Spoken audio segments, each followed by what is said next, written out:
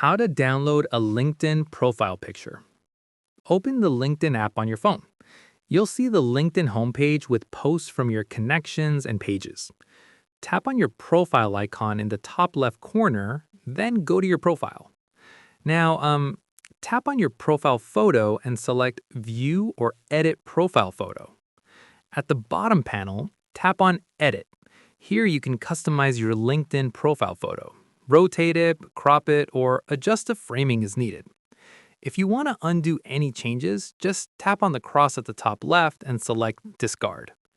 To save your LinkedIn profile picture to your camera roll, simply tap Save. Your photo is now successfully downloaded to your phone's gallery. And that's it.